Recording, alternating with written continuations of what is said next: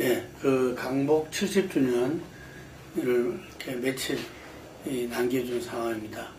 현재 그 70주년을 앞둔 상태에서 남북 관계에서 새로운 희망을 걸 수 있나 이런 기대감이 있다가 오히려 그 기대감이 사그라지고 있는 시점입니다.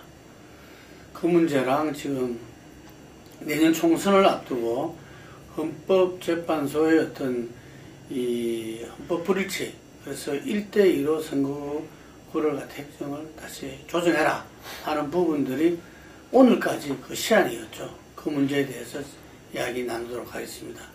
일단 그 강복 70년을 앞둔 남북관계 기대가 컸다가 그 실망으로 사그라들었다는데 그 부분에 대해서 한번 이야기 나누도록 하죠. 생각지도 못한 그 휴전선 지뢰 폭발 사고가 나는 바람에 남북관계가 대단히 지금 경색됐고 전면적으로 지금 휴전선에서 대북 확성기 방송이 시작됐고, 이게 북한에서는 만약에 그렇게 방송을 재개할 경우에는 조준 사격을 하겠다 이렇게 해왔던 부분이기 때문에 이게 양상이 어떻게 갈지 참 우려되는 그런 상황입니다. 그래서 어쨌든 말씀하신 대로 강복 80주년이고 강복 70주년이고 분단 70주년이면 분단의 벽을 넘고 또 우리가 휴전 상황에서 좀 평화 협정으로 넘어가는 어떤 그런 단초가 마련되기를 바라는 것이 그 사람들의 마음인데, 오히려 이게 전쟁이나 전쟁까지는 아니라 하더라도 상당히 불안전한 상황이 조성되고 또 그 시점에서 좀 대규모 한미 합동 군사훈련이 시작이 됐습니다. 그래서 당분간은 상황이 더 경색되지 않겠나 이런 우려가 있습니다. 아시다시피 그 이호 여사가 김정은 초청을 받아가서 북한을 다녀왔습니다만 김정은도 만나지도 못했고 아무런 성과가 없었는데, 그 과정에서도 우리 정부가 취했던 태도, 또 북한 당국이 취했던 태도, 이런 부분들이 대화를 통해서 뭔가 문제를 해결하고자 하는 그런 그 분위기 내지는 그런 흐름으로는 보이지 않는 너무 안타까운 상황이 됐습니다. 어쨌든 그 과정에서 지금 청와대가 취한 이 북한의 취한 이 행위 때문에 여러 가지 논란이 일고 있는데요.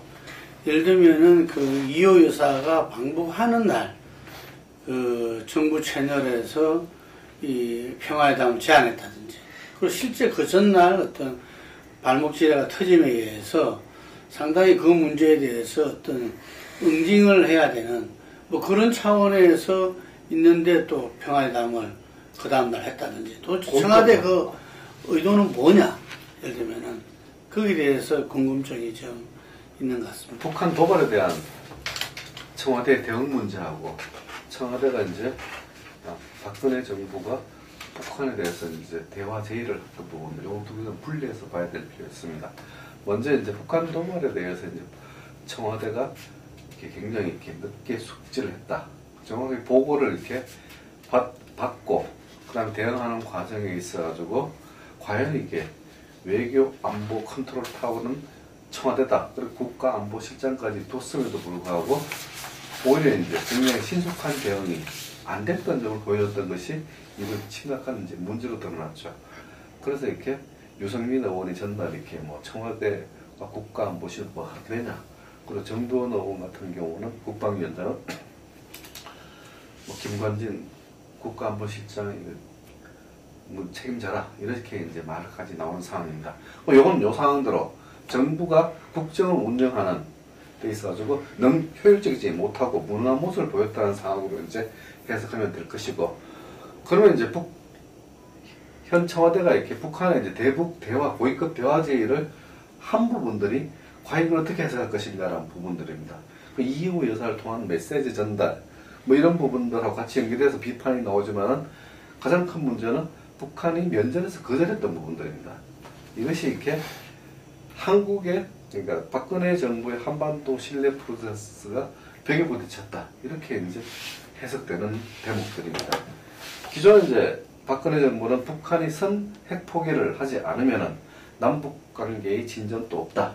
이런 식으로 했는데 현재 고위권 대화를 우리가 먼저 제안을 했다는 것은 북한의 선핵 포기에 대한 진정성 부분들이 담보되지 않은 상태에서 굉장히 굴욕적으로 간 부분들이거든요. 뭔가 조급장애 있는 상황에서 대북 제안을 했던 부분들입니다.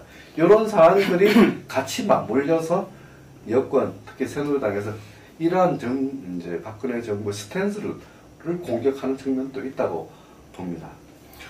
그러니까 그 부분은 뭐 조금 이제 해석이 좀 고고한데요.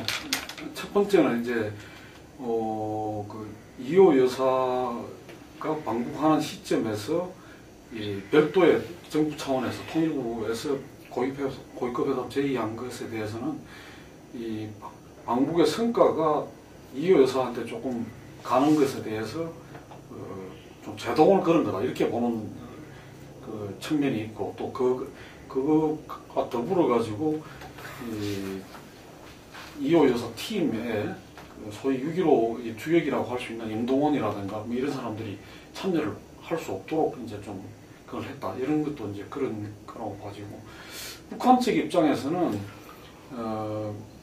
그 시점에서 보면 이 8월 4일 날 목함 지뢰를 이제 매스를 했던 게 폭발을 했다. 그 다음에 8월 5일 날 경원선 이제 그 개통식을 남쪽만 했다. 이런 상황에서 이제 그 남쪽에서 그걸 한 대화 제의를 접수조차 거절을 했는데 그건 어떻게 봐야 되느냐 하면 이 소위 유라시아 프로젝트 남북 철도 연결을 통한 유라시아 프로젝트에 꿈꾸지 마라 뭐 그런 거 하고 그다음에 그 박근혜 정부에서 굉장히 강조해서 내세웠던 게 DMZ 평화공원입니다.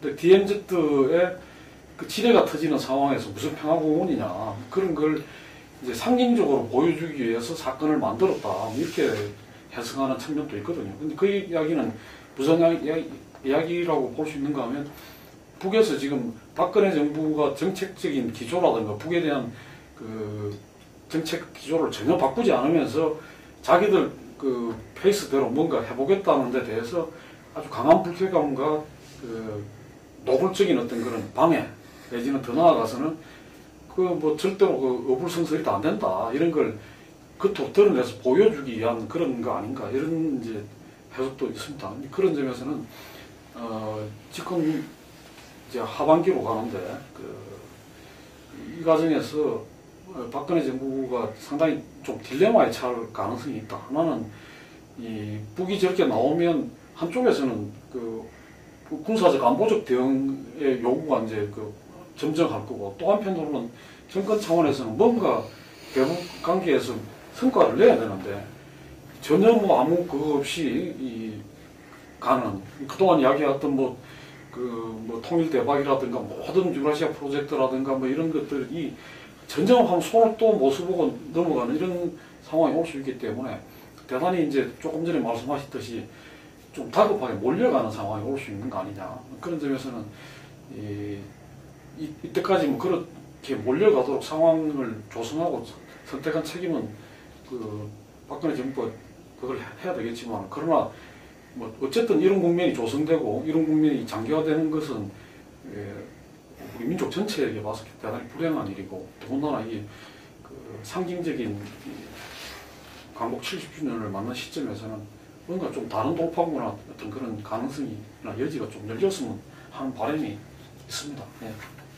그러니까 어쨌든 간에 이 8.15 기념사를 통해서 양쪽 정상들이 좀 새로운 어떤 제안들, 이 민족의 역사를 위한 그런 역사적 대제안을 기대하지만 지금 실제로 그 기대감은 거의 다 상실된 상태죠. 그래도 다시 한 번 더 기대를 하는 그 상황인데 어쨌든 지금 이제 전체적으로 봤을 때 이 남북 관계가 이 지금 동아시아 이 전체에서 어떤 파워를 가지려면은 그 남한이 주도적으로 그 관계를 풀어나갈 때 이루어졌는데 지금은 그것이 뭐 어떤 수도 지금 이제 이 북쪽에서 별 상대를 안 하는 신경 안 쓰는 지금 보면 객관적으로 그런 상황인 것 같아요. 그랬을 때 예를 들면 MB 이후에 쭉 이렇게 가져왔던 남북 정책 전략 이런 부분에 획기적인 수정이 좀 요구되지 않나 하는 부분들이 그 여건에서도 좀 제기되고, 예를 들면 실효성 이미 끝난 5.24 조치 같은 경우는 이제 더 이상 뭐 선제적으로 그거는 해소를 한다든지 그런 새로운 차원으로 나가야 되는데, 여전히 거기에서 상대성 원리에 따라서 집착하는 부분들이 문제로 지적되는데, 어쨌든 또 기대는 또 한번 우리가 해보지 않을 수 없는 거죠. 그리고 지금 어쨌든 간에 정치권에서는 여러 가지로 지금 공방전이 벌어지고 있지만, 내년 총선을 앞두는 룰 경쟁, 이것이 가장 초점인 것 같아요. 이게. 그래서 뭐 지박하자면은 새누리당은 김무성 대표의 어떤 국민에게 공천권을 돌려주자 하는 오픈 프라이머리 제안, 이게 뭐 보면 시내 곳곳에 아마 전국적으로 현수막이 걸려있을 겁니다. 그리고 그 새정치연합 같은 경우는 근역별 비례대표제, 뭐 이걸 빅딜까지 제안하고 그랬었는데, 지금 어느 정도 좀 가닥은 잡힌 것 같은데 어떻게 보십니까? 글쎄, 제가 보기에는 이 오픈 프라이머리하고 근역별 비례대표제하고가 뭐 야당에서는 이 근역별 비례대표제를 관철하기 위해서 오픈 프라이머리하고 빅딜을 하자 이런 이야기를 내놓은 것 같습니다만, 그 원칙적으로 성립될 수 있는가 이런 데 대해서 좀 회의적입니다. 그러니까 뭐 천정배 의원도 그런 이야기를 했지만, 정당의 공천 문제를 법으로서 법제화해가지고 오픈 프라이머리를 한다는 것이 과연 그게 그 정당에 대한 헌법의 어떤 그런 규정하고 맞느냐 이런 점에 대해서도 의문이 있고요.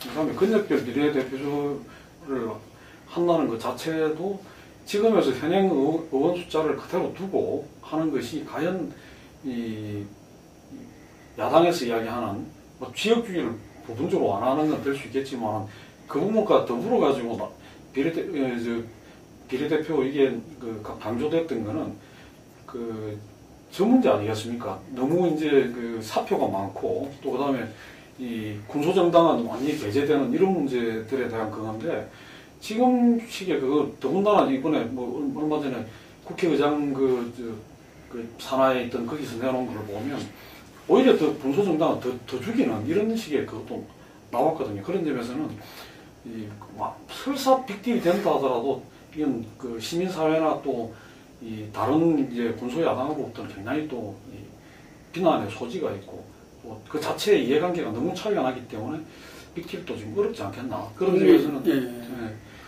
그런 점에서는 지금 시기를 넘겼기 때문에 그 상당한 부담을 안고 다시 이제 협상에 들어갈 수밖에 없는데, 어떻게 될지는 조금 현재로서는 좀 불확실하다 이렇게 봐야 되는 거 아닌가 싶습니다.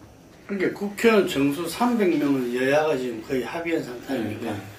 예? 거기다가 지금 선거구제, 소선거구제, 이것도 뭐 중대수사 바꿀 이것도 지금 없는 거고, 그러면 요 남은 거는 결국은 지역구와 비례대표 간의 어떤 2대1로 하다 보면은 상적으로 보면 지역구에서 늘 수밖에 없는데, 그런 비례가 줄어드는 이런 식으로 될 거냐, 아니면 그 숫자도 그대로 놔둔 상태에서 어쨌든 2대1로 끼워 맞추느냐, 지금 이렇게 남은 거 아닙니까?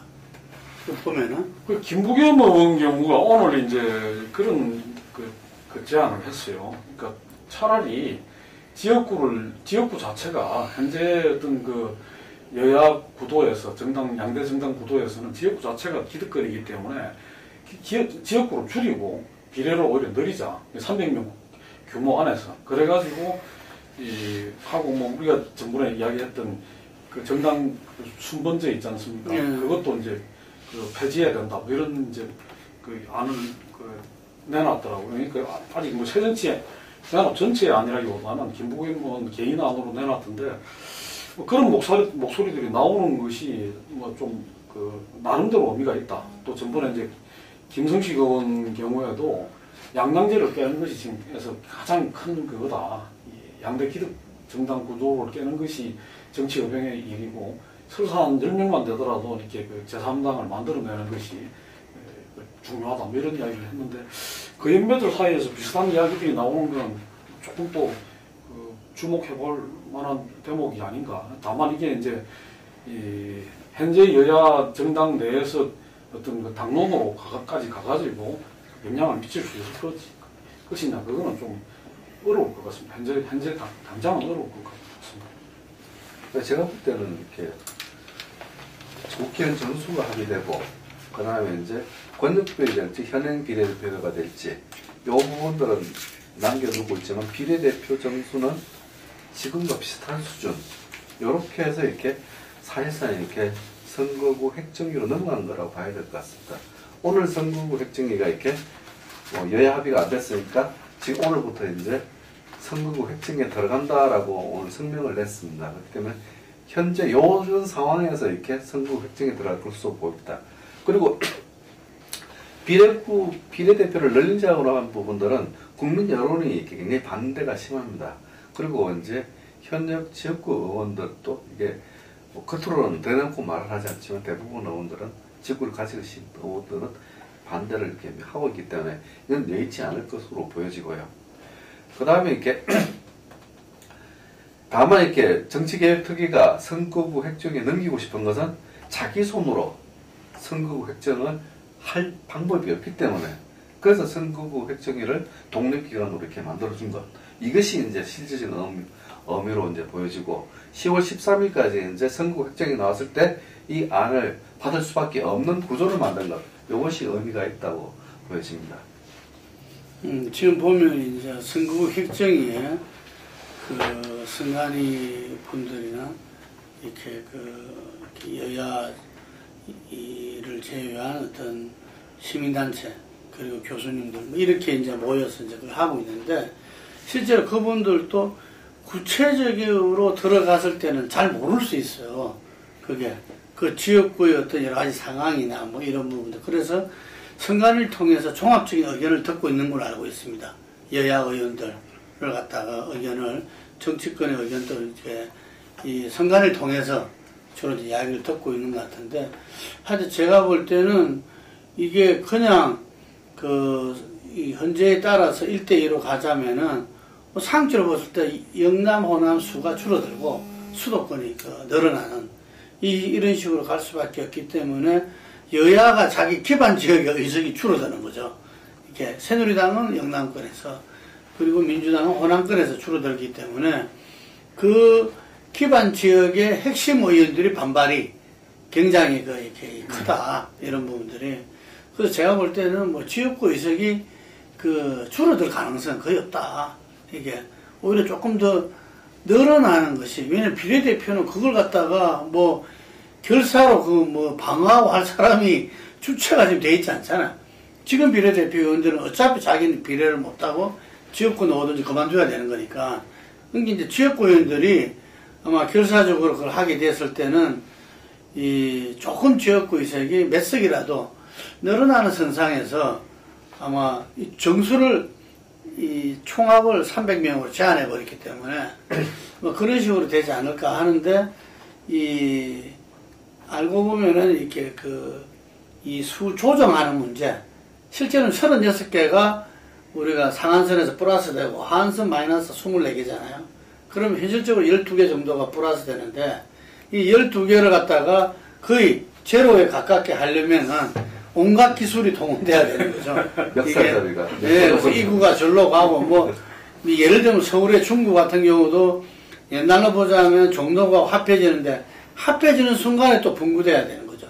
이게. 그러면은, 뭐, 용산에 몇 개, 뭐, 한 동이 떼어와가지고 중구에, 뭐, 이런 것들이 어쩔 수 없이, 예를 들면은 수를 안 들이기 위해서는, 현재 있는 가급적 수도권에 수를 안 들이기 위해서는 온갖 방법이 다, 이렇게, 그것이 실제적인 결면등이 될지 어쩔 수 없는 그걸지는 모르겠지만, 하여간에 끝나고 나면은 우리 지역구 지도가 상당히 좀 바뀌어 있을 거다, 이런 생각이 좀 드는데, 이게서 여야의 덕실, 뭐 이런 부분들은 또 굉장히 많이 창피하겠죠. 그런데 금방 말씀하신 이 기득권 양대 정당의 어떤 이 극복 문제, 이 문제가 사실 어째 말하면은 우리 선거 룰에 있어가지고 굉장히 중요한 문제인데, 그 힘은, 현실적인 힘은 여전히 지금 이제 참 미약하다고 볼 수가 그렇습니다. 없습니다. 전번에 이제 시민사회 같은 경우에도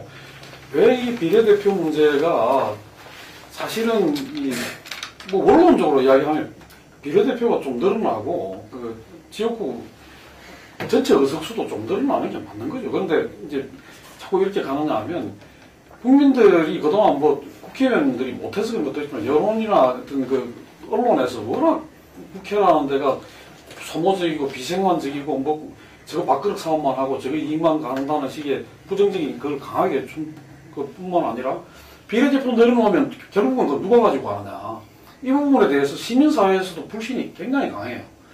그러니까 그거는 그 야당도 지금 야당도 피해갈 수가 없다. 몇 차례 공천 전부 망쳐가지고 뭐 특히 한명숙 대표 시절에 공천 실패 이런 걸 거론하면서 저거 좋은 일 했지.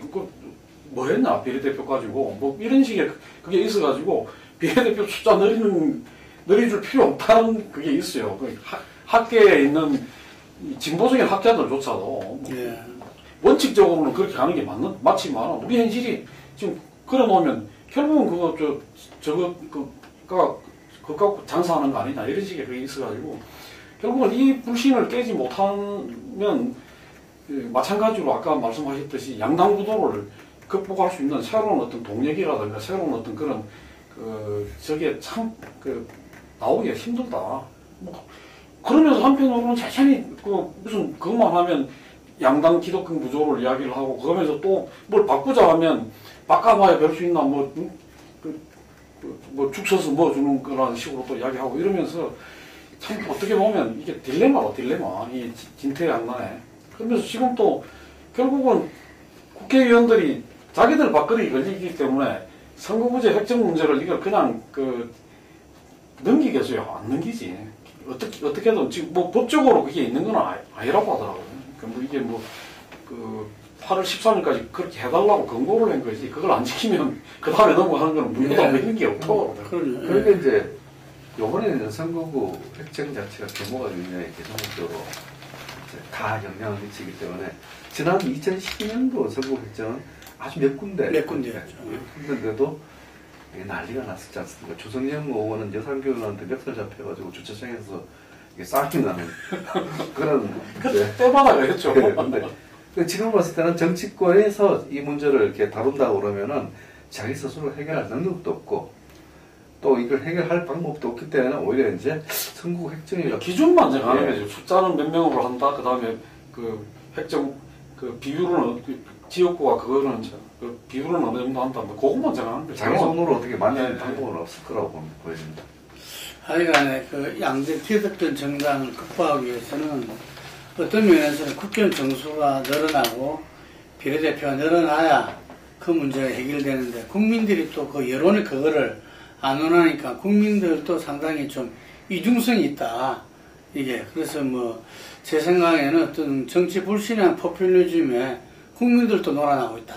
이런 표현을 제가 썼는데 어쨌든 간에 앞으로 이 선거구 획정위에서 그나마 그런 부분들을 제대로 해나가서 우리가 다음에는 한번 이 시도별로 실제로 어떤 식으로 그런 부분들이 조정되는지 이게 그러면 한번 짚어보면 나중에 결과를 보면은 그 사이에 어떤 점이 작용되어 있는지가 충분히 알 수 있을 것 같습니다.